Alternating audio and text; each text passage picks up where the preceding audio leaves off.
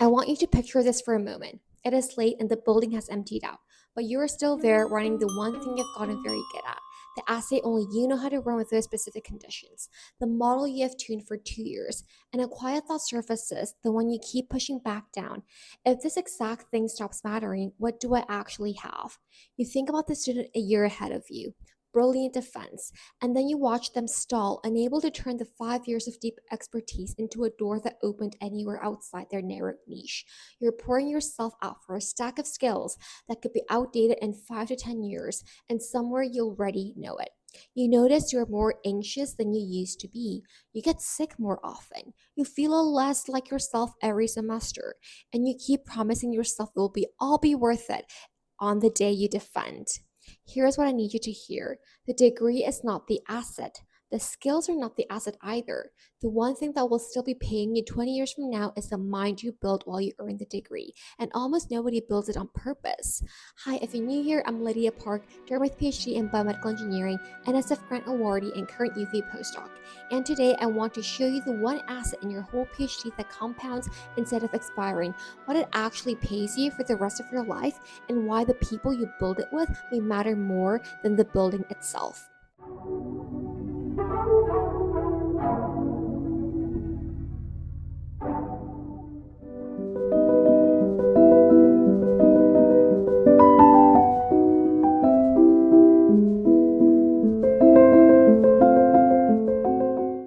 Welcome to Kingdom Minded PhD Scientists. Here's the first thing nobody tells you about timing. Right now, wherever you are before defense prep takes over is the most margin you will have for years, and you're spending it like it is infinite. Think about how a runner trains. You do not build the engine during the race. You build it in the quiet months before when no one is watching and there is no crowd and no clock. By the time the gun goes off, your capacity is already set. You're not building anything new in this race. You're spending what you already built. Your defense is the race. The job hunt after it is the next race. The role after that is the next one. And the pace only goes up from here. So the mind you bring into those rooms, the calm, the clarity, the confidence is the mind you build now in the quiet, or it is the mind you do not have when the gun goes off. And here's the part that should make you sit up. If you wait, you will try to build calm and clarity in the middle of the highest pressure season of your life. That is like learning to swim during the flood. It is the worst possible time, and it is exactly when most PhD students finally try, and it is exactly why so many of them break. You have the window right now. You will not have it later. I'm not trying to give you pressure. I'm giving you permission to start while it's still quiet enough to learn. So what do you actually trade in that window? Not another technique, but your mind itself. And I don't just mean the technical mind your program hands everyone. I mean the mind almost no program touches. The mind that sees opportunity where everyone else just sees noise. That takes bold, measured risks instead of waiting for permission. That knows how to bet on you before the results are in. That is anchored in the royal identity of a child of God and carries the mind of Christ into every room. That keeps moving you through the heart resistance, the stretch before there is any light. That mind does not expire. No degree can hand it to you, and no field can make it outdated. Romans chapter 12 says, "Do not be conformed to this world, but be transformed by the renewing of your mind so that you may discern the will of God." God doesn't say be transformed by a new lab, a new advisor, or a new result. He locates the entire transformation in one place, the mind. And the word he used for transformed is the root of the word metamorphosis, not a tidier version of the old you, a completely new, different kind of creature. Your mind is the instrument that does the science. It's the thing that frames the question, reads the data, and holds the pressure. So when you renew the mind, you're not doing a soft side project kind of growth. You're sharpening the one instrument every other output depends on. Let me show you what that actually looks like, because I don't want it to stay abstract. Picture yourself 2 years from now, sitting in front of the result that would have wrecked you in year two. The experiment failed again, and you do not spiral. You get curious instead. You ask what the data is actually teaching you and change one variable, and you move steady and clear in a way that would not have been possible before. Now picture the version of you who walks into the defense instead of shaking, and walks out still yourself, faith intact and health intact, already holding options for what comes next because it is your mind people are betting on, not your niche. That is what a renewed mind makes you.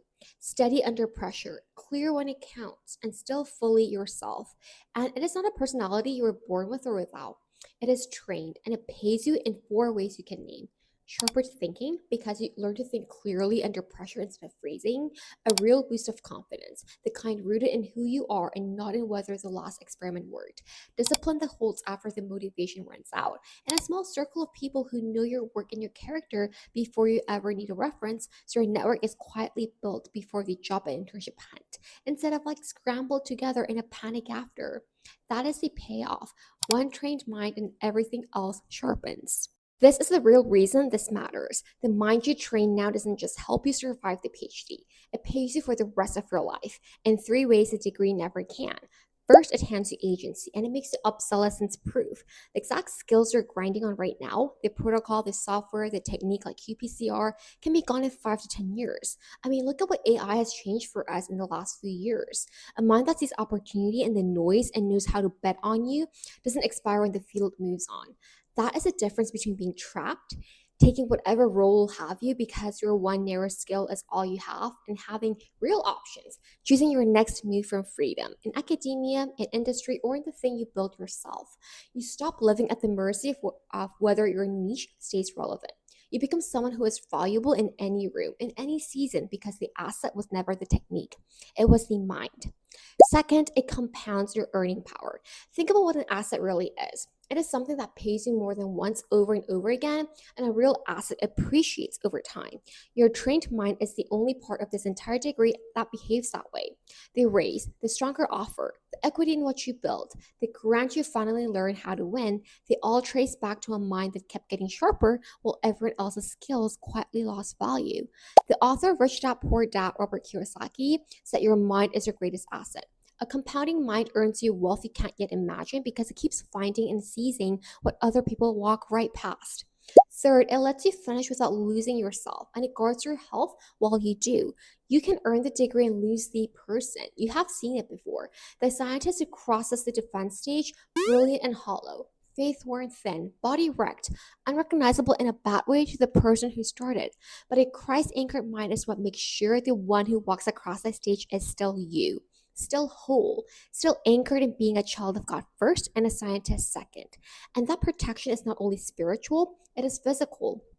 When you stop turning every field experiment into a verdict on your worth, you lower the load your body carries, and the stress stops quietly becoming sickness. The colds that linger, the sleep that will not hold, the gut that is always off. You finish with a thesis you're proud of, and you finish still yourself and still well.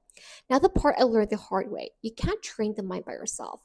Proverbs 27 says, as iron sharpens iron, so one person sharpens another. And Hebrews chapter 10 tells us to consider how to stir one another toward love and good works, not neglecting to meet together, but encouraging one another.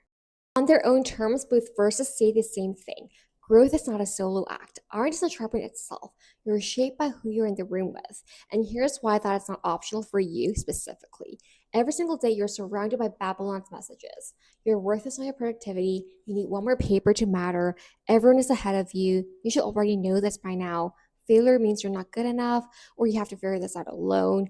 But you cannot outthink that water by yourself because the water you swim in shapes you whether you agree with it or not. A small group in the same fight becomes a counter environment. They know your actual goal. They know what you are avoiding. They know what you said you finished last week, and they will ask. When you say, I don't have time, someone who loves you will ask, is it a time problem or a priority problem? When you say, I can't lead this project, someone will remind you of the three things you already did this year that prove you can. This is not a pep talk. This is being sharpened. It's a mirror you can't get from a group chat or a Sunday feed. That is why I'm building a small 12-week room for STEM PhD students who follow Christ and are done training alone. I'm keeping the first cohort small, so if you want in, comment room and I'll put you on the wait list and you'll get in before it goes public. You're not going to white knuckle your way to a defense and a life on the other side of it. Not on willpower, because willpower runs out. What carries you is a renewed mind, trained in the quiet season intentionally you're in right now, with people who sharpen you instead of leaving you to figure it out alone. That is a version of you who walks into defense steady and walks out still whole, still present at the dinner table with your family, still healthy, still someone the people who you love want to come home to. Don't wait for the flood to learn to swim. Comment room and I'll put you on the waitlist for the first cohort. And subscribe to this channel and share this with a believer in your program who needs it today. Kingdom Minded PhD Scientist is on a mission to lift up God's name in academia and ungatekeep the hidden curriculum. And I need your help to do it. See you in the next one. Stay strategic and stay rooted.